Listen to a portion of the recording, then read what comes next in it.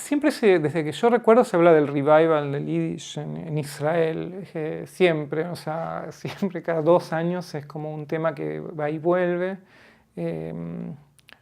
La situación en parte es más difícil porque en la universidad por lo menos hay menos estudiantes, se ha cerrado el Hug de Yiddish, no hay nuevos puestos para profesores de Yiddish en la universidad, en los distintos temas. Ahora hay un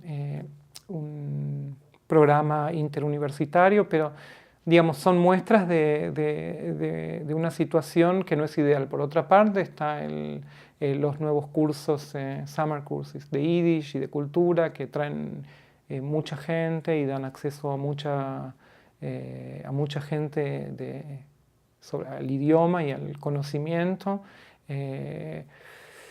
Está la Reshut Yiddish, que es una organización que da un poco de soporte a producciones en Yiddish. Hay una cierta actividad. En Jerusalén hay menos. El Moadón Yiddish, que era donde la gente mayor se reencontraba, digamos, se ha hecho más pequeña. Y el mundo académico, bueno, el departamento de Yiddish no existe más en la Universidad Hebrea, por ejemplo. Digamos, lo que comenté antes, la situación del Yiddish en Israel es problemática a nivel académico. Se están buscan soluciones para llevarlo adelante.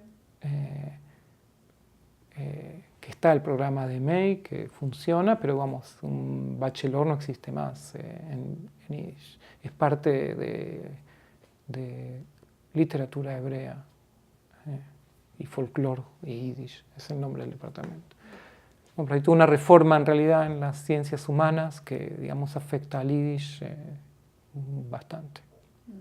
Pero hay mucha gente activa que tiene proyectos propios muy interesantes, como desde el viejo proyecto de Young Yiddish, de Mendy Kahn, que ya existía en aquel momento, hasta los proyectos de Eliezer Nivorsky y Miriam Trin, que todo el tiempo buscan abrir nuevas posibilidades. O sea, hay caminos nuevos que se abren.